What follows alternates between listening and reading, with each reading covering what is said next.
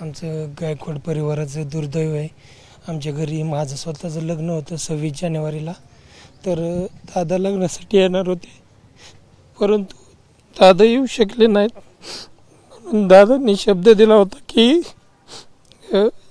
आता मी 28 तारखेला येणार आहे. दादा 28 तारखेला विमानातून उतरल्यानंतर निरावागाच्या सभेला जाणार होते. आबी देवकाते यांच्या मिसेसच्या प्रचारासंदर्भात, आणि तिथून आमच्या कांबळेश्वरच्या निवासस्थानी इतक्या धावपळीत सुद्धा 10 मिनिटाची भेट घेऊन मंगेश जगताप हे पंधराचे आमचे जिल्हा परिषदचे उमेदवार आहेत, त्यांच्या प्रचारासाठी जाणार होते. परंतु काळा निघाला घातला. आमचे कुटुंबीय एअरपोर्टवर उभा होते पत्रिका देण्यासाठी, परंतु दादा तिथं पोचले.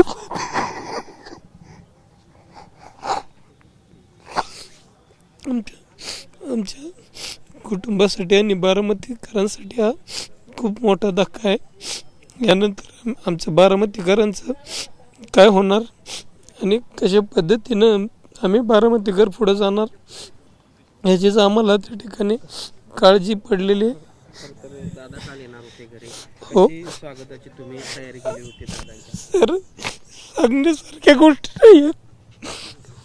वाद्य लावलं होतं, वाद्य लावल्यानंतर फोन आला मित्राचा, माझा मित्र रोनित दोशी म्हणून पंधराचा, त्याचा फोन आला की अशी अशी घटना एअरपोर्टवर घडली. आणि त्या ठिकाणी आम्ही वाद्य सर्व बंद केलं. माझ्या घरी काल परडीचा आणि 16व्याचा कार्यक्रम होता. आम्ही सर्व कार्यक्रम रद्द करून त्या ठिकाणी घरगुती पद्धतीनं त्या ठिकाणी आम्ही पूजेचा कार्यक्रम केला. काल आम्हाला वेश वलंडता येत नाही, मी नवरदेव असल्यामुळं, त्यामुळं आज सकाळी 6 वाजताच आम्ही उत्तर पूजा केली नाही या ठिकाणी अंत्यविधीसाठी आलो. जे पुष्पगुच्छ आम्ही दादांना देणार होतो ते आज आम्हाला दादांच्या पार्थिवावर वाहण्याची वेळ आली.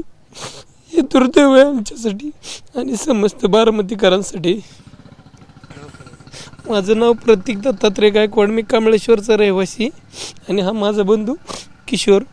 आम्ही दोघे या ठिकाणी दादांच्या पार्थिवावर पुष्पहार वाहण्यासाठी आलेलो होतो, श्रद्धांजली वाहण्यासाठी आलो होतो.